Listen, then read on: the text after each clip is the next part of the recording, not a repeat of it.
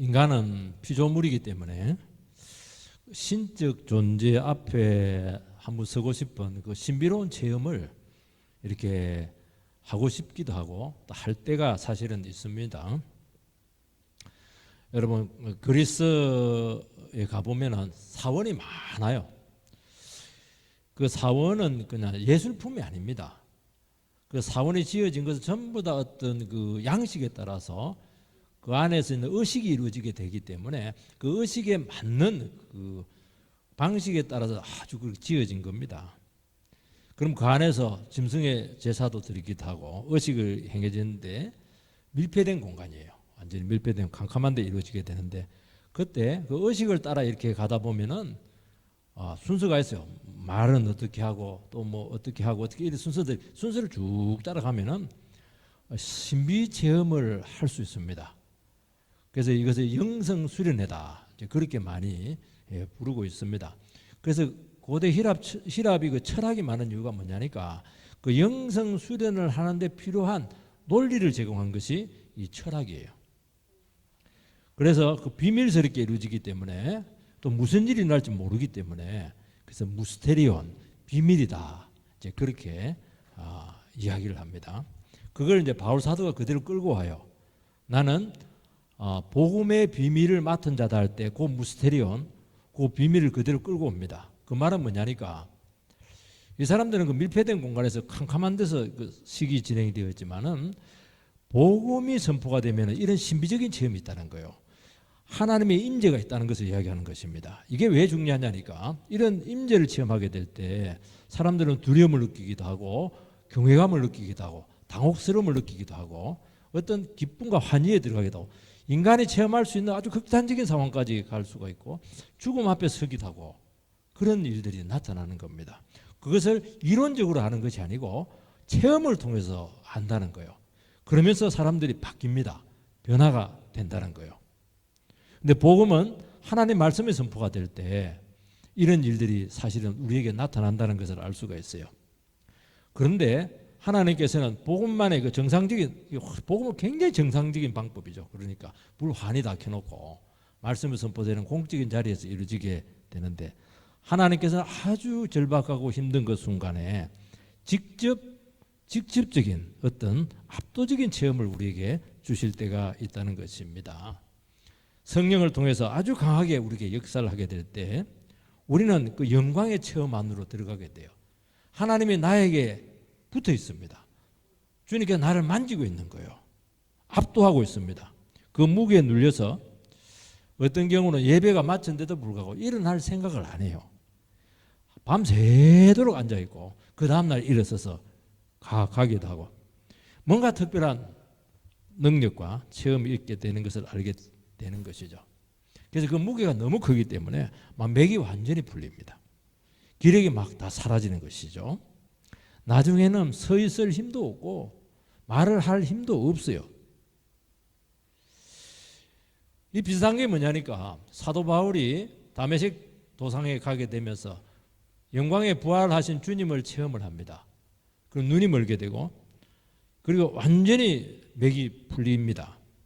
그러면서 굉장히 그 고통 가운데 있게 되면서 그 인생이 완전히 180도로 바뀌게 되는 것을 알 수가 있습니다. 사람들은 이런 체험을 통해서 이 세상에서도 복음 없는 경우도 아주 이런 압도적인 체험을 하게 될 때 어떤 변화들이 인생에 일어나는 것을 알 수가 있어요. 오늘 요한 사도는 밤모섬에서 그 나이가 90이 넘었는데도 불구하고 그 강제 노역을 하면서 교회와 떨어져서 얼마나 참 외롭고 힘들고 고통스러웠겠습니까? 하나님께서는 그 요한 사도에게 일방적으로 찾아와서 압도적인 영광의 체험을 허락을 했습니다. 주님은 어떤 모습으로 왔냐니까 승리자의 모습으로 영광의 모습으로 나타났어요. 그런데 그분 앞에 완전히 죽은 자처럼 되었습니다. 꼼짝을 못하는 거예요. 엎드려가지고. 그때 주님께서는 두려워 말라. 나는 살아있는 주권자다. 나는 지금 사망과 음부의 열쇠를 가졌다. 정말 요한 사도가 듣고 싶은 말이었죠. 이 압도적인 체험 가운데서 이 주님의 생생하게 살아있는 음성을 듣게 되었을 때 그래서 벌떡 일어서는 겁니다. 그리고 사명을 새롭게 고치려 하는 거예요.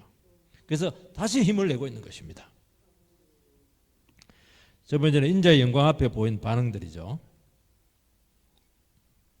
17절 상반절 말씀을 읽어보면 내가 볼 때 그의 발 앞에 엎드려져 죽은 자 같이 되매 요한은 주님의 그 환상 가운데 영광을 보고 나서 그 발 앞에 엎드려서 죽은 자 같이 되었습니다. 영광 앞에 압도적인 경험을 하게 된 것이죠.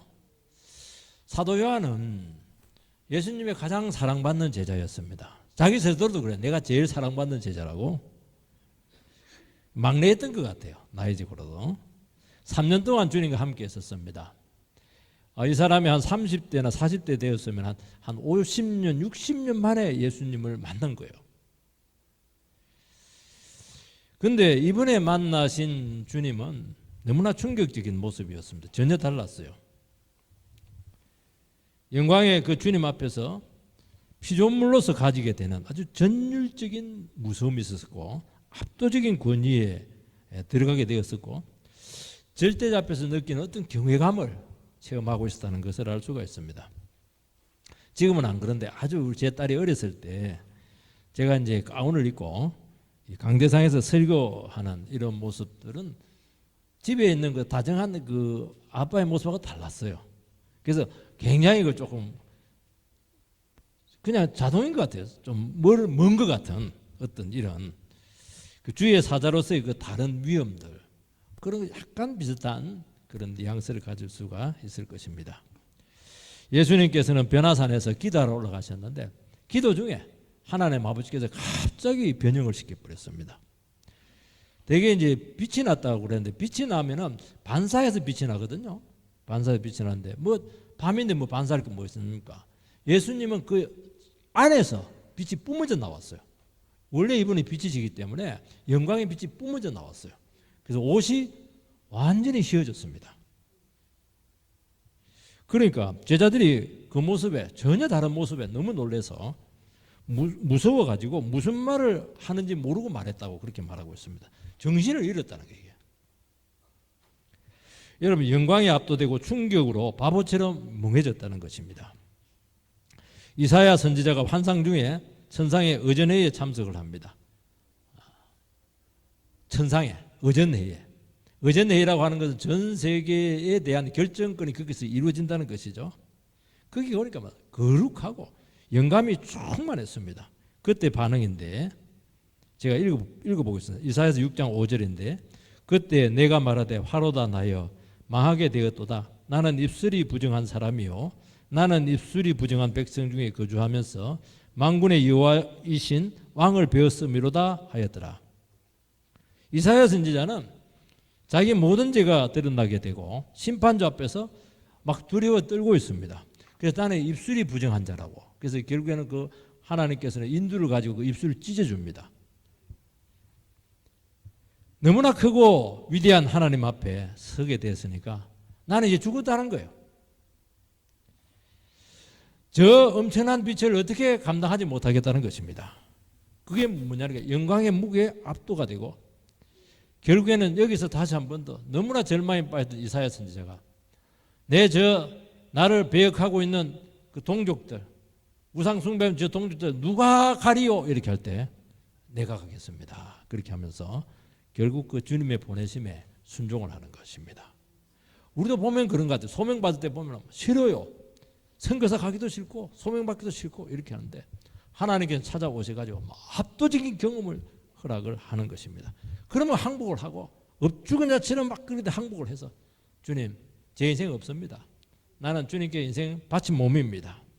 그렇게 하면서 주의 보내심에 모든 것을 다 털어버리고 순종을 하는 것을 알 수가 있습니다.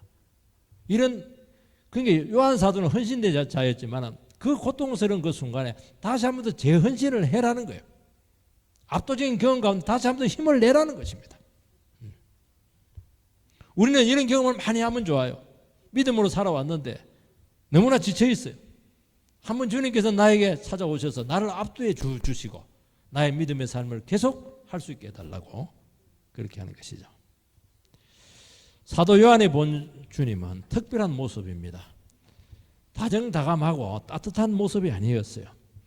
감히 가까이 할 수 없는 위험이 있었고 그 권세 앞에서 막 두려워 떨어야 하는 그 심판자의 모습이었습니다. 너무나 사랑했던 사도 요한이 이렇게 두려워했다면 정말 죄를 지은 원수들이 그분의 영광 앞에 서게 되면 얼마나 두렵고 떨리는 무서운 존재가 되었겠습니까? 여러분, 우리가 주의 이어 믿고 영광의 모습을 경험하게 된다면, 한 번 우리 인생 가운데 그런 경험을 하게 된다면 그 힘은 엄청납니다. 그 남아있는 인생 전체를 바로 그 체험을 통해서 그 힘에 의해서 우리 인생을 끌고 가게 될 것입니다. 우리 그 하나님을 만난 영광의 체험을 통해서 진정한 겸손을 알게 될 것이고 그 힘으로 살아간다는 것입니다. 우리는 한 번씩 너무나 힘들고 어려울 때 그야말로 이 힘든 몸을 이끌고 겨우겨우 예배 중에 참석을 했었습니다. 주님께서는 그 가운데 압도적인 인대를 우리에게 체험을 하게 하신다는 것입니다. 하나님의 말씀의 영광이 꽉 차요. 살아있는 주님의 음성이 생생하게 내 귀에 들리는 것입니다. 그러면서 모든 불신과 오해가 사라지게 되고 다시 한 번 더 확신에 꽉 차 있습니다.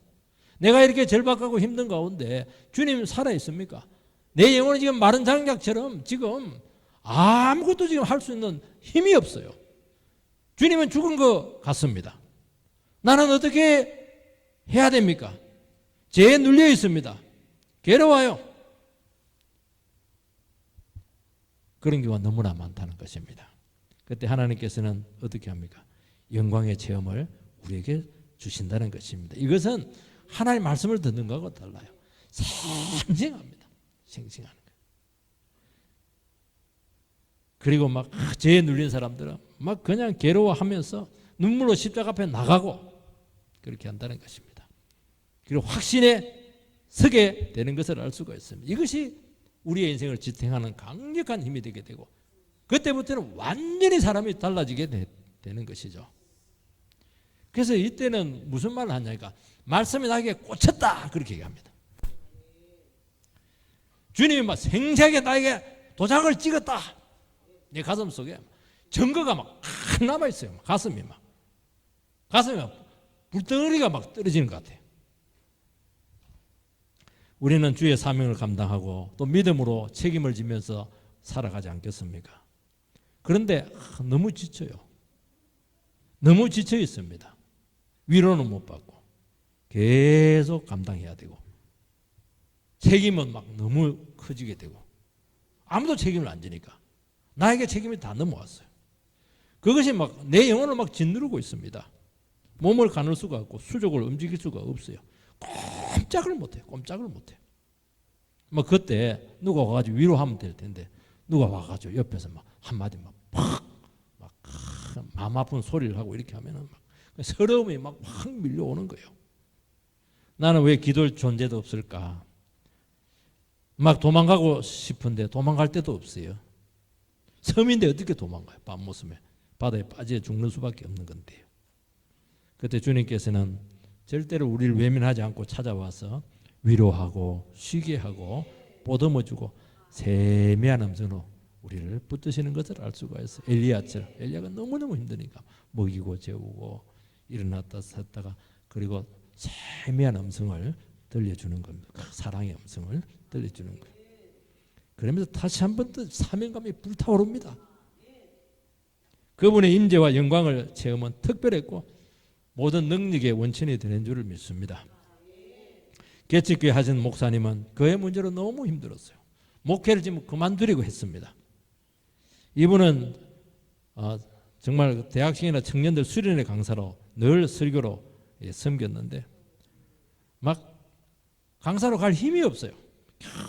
겨우 그냥 가가지고 막 입이 떨어지지 않는데 그냥 거기서 예배를 인도했는데 거기서 막 폭발적인 능력이 나타났어요. 그리고 설교를 하면서 사람들이 막 그냥 거기서 막 영광을 체험으로 압도를 하고 막 기도를 하는데 앉아서 하는 사람이 없어요. 바닥에 막 전부 다 엎드려 가지고 의자 위에 전부 다 엎드려 가지고 그렇게 기도를 했으면 하는 거예요. 주님께서 자기 자신에게 또 생생한 음성을 들려 주었습니다. 주님께서 뭐라고 말씀했냐니까 너 사람 말 듣지 마라. 지금처럼 복음만 선포하고 목회라는 겁니다. 그래서 그리고 나서 얼마나 그 있는 성도들이 은혜를 받았던지 강사가 집으로 가는데 연도에 전부 다 들러서 가지고 막 전부 다 그 요즘 쓰잖아요. 연대 다 뭐 하트 이래 가지고 뭐 막 써가지고 막 그 몇 페이지를 써가지고 선물하고 꽃다발 해가지고 막 주고. 근데 그게 받으면서 그냥 감사로 받은 게 아니고 하나님께서 이렇게 위로를 주는 걸로 받으신 거예요. 내 그 상한 마음을 아시고 그렇게 큰 위로가 되었다고 말합니다. 결국 어려움들이 있었지만은 또 교회가 떠난 사람도 있기도 하고 그렇게 했겠지만은 그때 이후로부터는 이제 정말 폭발적인 부흥이 일어나는 것을 알게 되었습니다. 우리에게 이런 경험이 있게 되기를 축복합니다. 여기 보면 엎드려져 죽은 자처럼 되었다고 되어 있습니다. 그러니까 죽었어요. 너무 힘들어가지고 육신의 힘이 다 빠졌어요. 넋을 다 잃었습니다. 아무것도 할 수가 없어요. 누가 와서 밟아버리면 막 그대로 깨꼬당이에요. 근데 하나님께서는 바로 이런 모습 가운데 절대로 방치하지 않습니다. 주님의 포로가 되어서 다시 한 번 더 주님의 손에 온전히 붙들리게 하신다는 것입니다. 탈진이 왔어요. 이대로는 걸어갈 수 없을 것 같은 너무나 절박한 고비에서 영광의 주님은 반드시 우리를 찾아오실 줄 믿습니다. 왜냐하면 이 한 사람은 너무 중요하거든요. 사도 요한 너의 어깨 위에 이 소아시아의 모든 교회가 달려있다는 거예요. 어떻게 이 종을 외면할 수가 있겠어요?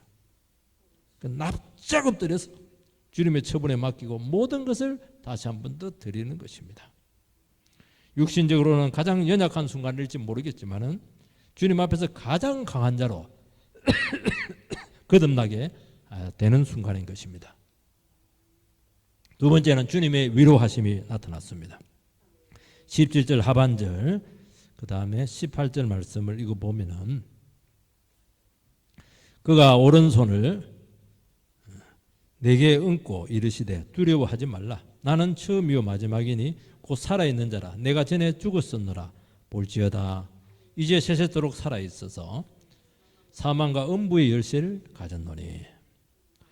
예수님께서는 요한을 회복시키십니다. 어떻게 회복을 시키냐니까 오른손을 요한의 어깨에 딱 얹어버려요.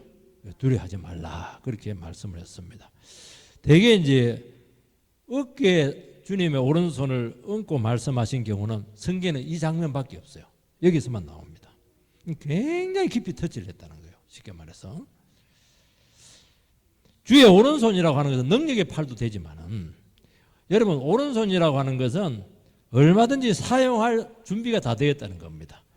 내가 컵을 딱 잡고 있으면 물 마실 준비가 되어 있는 거예요. 그래서 물을 마시는 것입니다. 그 행위의 손을 이야기하는 것이죠. 여러분 낙심하고 연약한 영혼들을 위로하는 격려의 손이었고 죄를 용서하는 대속의 손이 되었고 죽은 영혼 살려내는 생명의 손이 되었고 죄와 사망과 사탄의 권세에서 건져내는 구원의 손이 되었고 새로운 사명을 부여하는 안수의 손이 되었고 하나님의 능력을 상징하는 권능의 손이었습니다.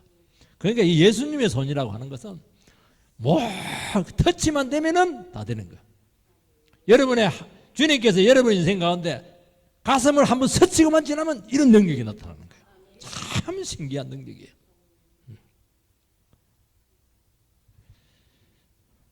주님께서는 한센시 병의 그 환부를 만졌을 때 환부는 만지면 안 되거든요. 환부는 부정한 것이기 때문에 오염도 될 수가 있어요. 전염도. 근데 환부의 그런 병만 치료한 것이 아니고 그의 아픔과 상처까지 전부 다 가져갔습니다. 주님의 터치하심, 주님의 만지심 굉장히 중요하잖아요. 주님의 찾아오심, 그것은 모든 아픔과 억울함과 마음의 고통을 다 가져가시고 우리에게 새로운 소망을 막 솟구치게 한다는 것입니다. 그래서 완전히 죽은 자인데 최고로 산 자로 만들어 놓는 거예요. 이게 복음의 능력이라는 거예요. 여러분들이 내 지금 상태에 대해서 너무 심각하게 생각하지 마시기 바랍니다. 내가 너무 절망지고 힘들고 막 그냥 이 순간 더 이상 살아갈 소망조차 없게 되었을 때 그때도 포기하지 말라는 거예요.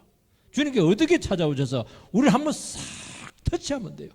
싹 만지면 돼요. 어깨를 탁 두드려주면 되는 거예요. 아무것도 문제가 없어요.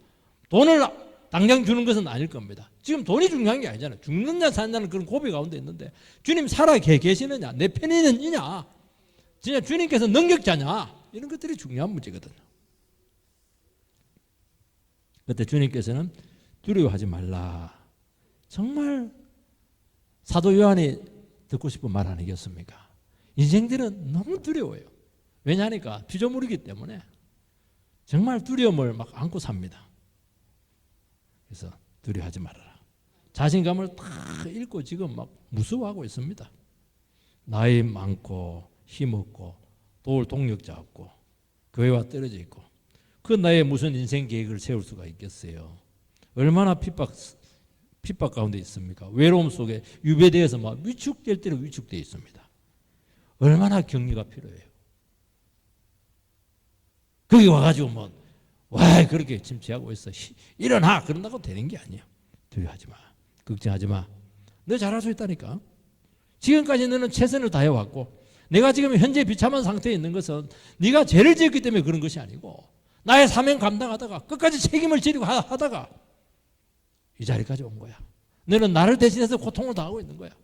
예수의 고통이 지금 너를 통해서 이루어지고 있는 거야. 너의 고통을 통해서 많은 생원들이 살아나게 될 것이고 교회가 회복될 것이야. 얼마나 이런 위로가 얼마나 우리에게 필요하겠습니까? 잘 싸웠어. 그 악한 자들 두려워하지 마. 정말 그 기진맥진한 영혼들에게 막 눈빛만 잘못 탁 줘도 팍 쓰러질 텐데 그렇게 하지 않고 탁 터치하면서 그 위로의 말, 격려의 말, 새 힘을 불어넣어서 생명과 능력의 말씀으로 우리를 세우실 줄 믿습니다.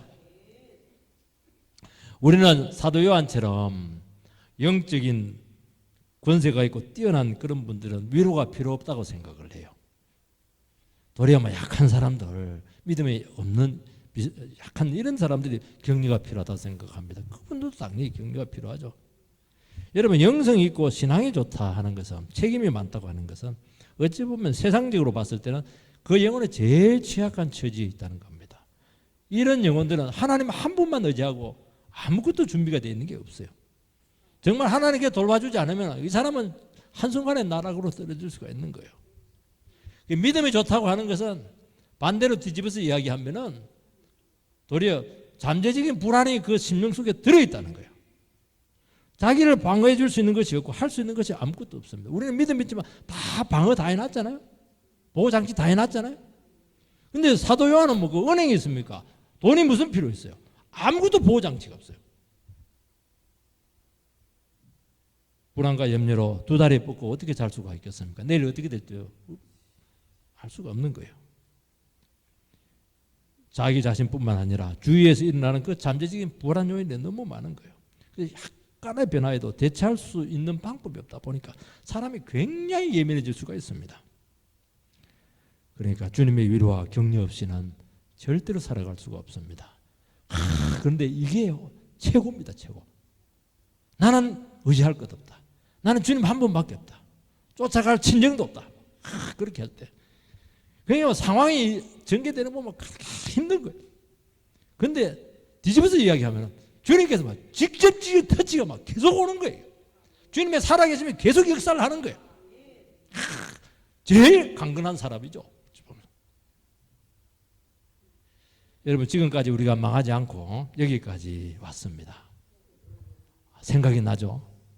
여기까지 어떻게 올 수 있어요? 망가지지 않고 어떻게 왔어요? 망가지는 게 정상이죠.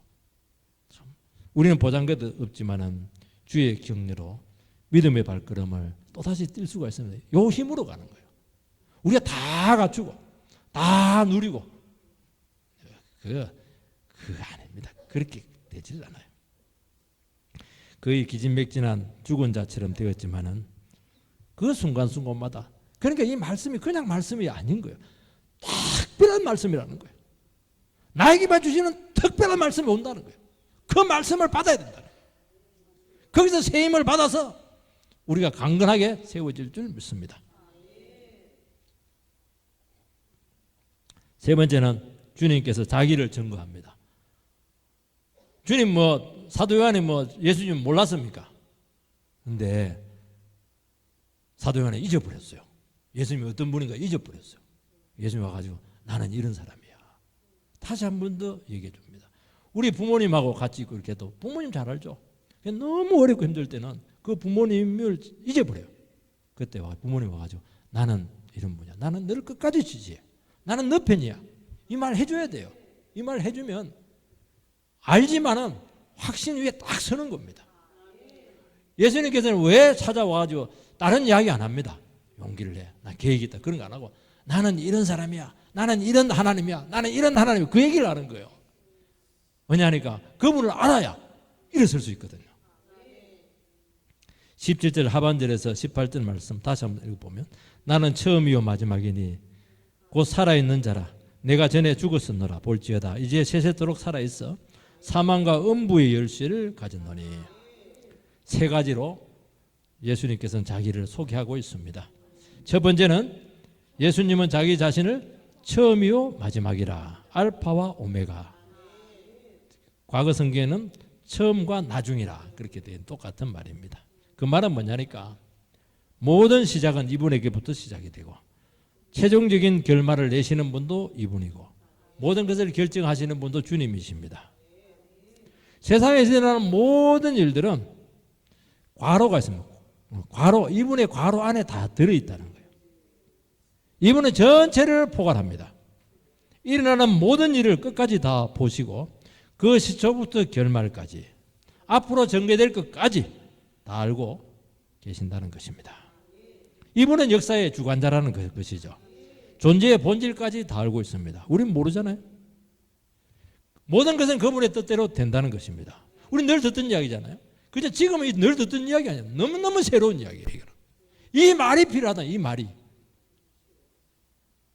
주를 거역한 세력이 아무리 강해도 결국 실체를 드러나게 하고 무너지게 할 것입니다. 참 우리가 믿음을 쓸 때는 겉모습만 보고 너무 대단하다. 세상이 대단하다. 아수르가 쳐들어왔을 때 이스라엘 예루살렘 막 두려워 떨었어요. 하나님께서는 이사야 선지자를 보내가지고 두려워 떨지 마라. 저들은 바람 앞에 촛불 가도 같다. 실체를 바로 이야기해요. 너무 두려워가지고 애굽을 지금 붙잡으려고 막 그렇게 했었습니다. 그거는 타다나면 부질갱이라고 얘기했잖아요. 아수르는 타다나면 부질갱이는 힘이 없어요. 이게 의지하지 말라는 거예요. 애굽을 의지하려고 합니다. 그는 갈대라는 거예요. 부러진 갈대를 어떻게 지팡이를 해요? 의지하지 말라는 거예요. 그런데 우리는 안 그렇거든요. 그게 실제라는 거예요. 그게 못 보고 있는 거예요. 본질을 못 보고 있는 거예요. 누구를 의지해야 될 것인가는 모르고 있는 거예요. 주님께서 뭐라고 하고 있습니까? 의지할 사람은 바로 나야. 나를 붙잡으라는 거예요. 다 내려놓고 주님만 붙잡으라는 거예요. 실제를 딱 보여주잖아요. 누가 실세인지, 누가 주권자인지. 이 절망적인 순간에서 선택을 요구하고 있는 것입니다. 얼마나 위대합니까? 그러면서 우리에게 있는 모든 현실을 다 감당하게 하신다는 것입니다. 두 번째는 이분은 살아 계신 분이셨고 전에 죽었다가 다시 살았었습니다. 여러분 살아계신 하나님과 동등하신 분이 되시는 것입니다. 이분은 다시 살아나셨기 때문에 다시 죽을 수가 없습니다. 이분은 이제부터는 절대적으로 살아있습니다. 우리 인생에 생명을 주시는 분이십니다.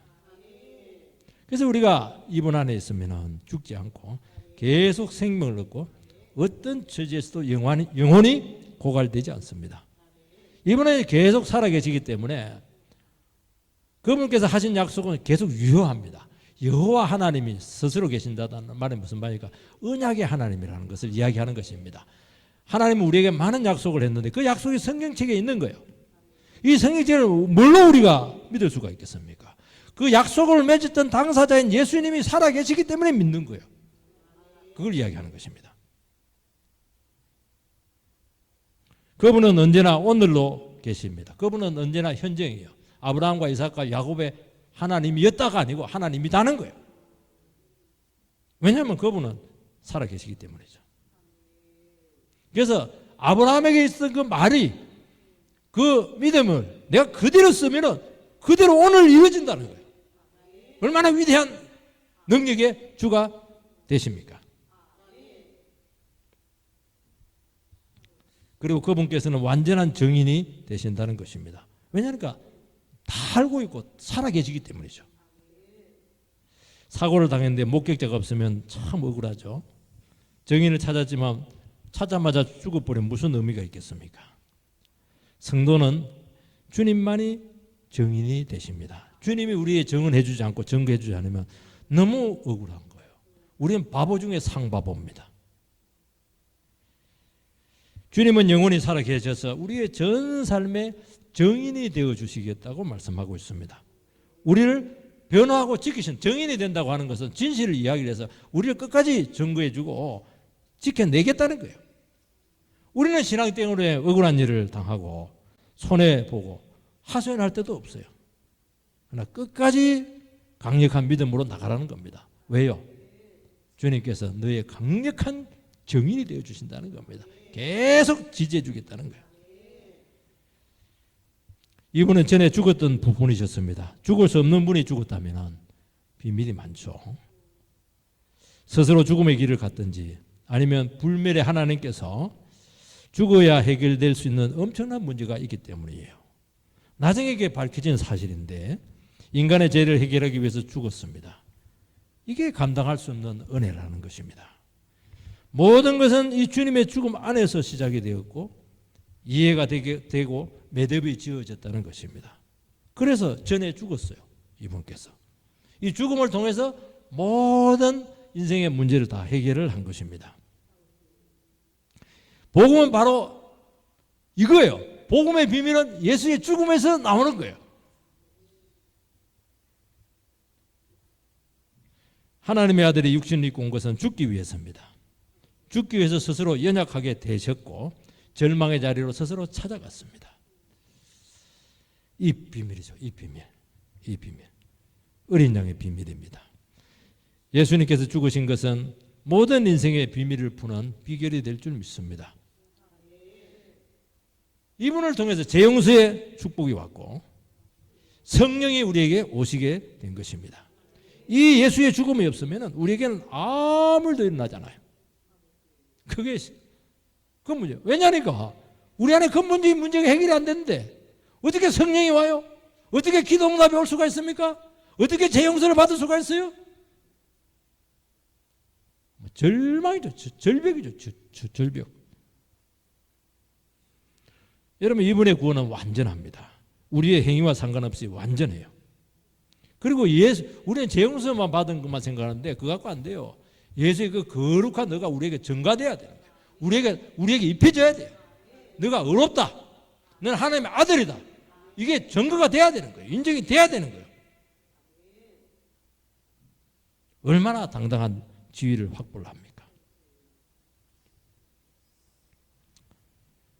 우리의 상태나 부족에 상관없이 이분의 구원은 절대적입니다. 여러분 우리는 자꾸 내 자신을 봐요. 내가 이렇게 못났는데 내가 가진 것이 없는데 내가 연약한데 자꾸 이러니까 자꾸 위축이 되는 거예요. 아닙니다. 우리가 상관이 없어요. 나는 문제가 해결이 되었고 예수의 옷을 입었다는 거예요. 그 말은 뭘 얘기하냐니까 예수의 능력과 모든 축복이 우리에게 다 온다는 거예요.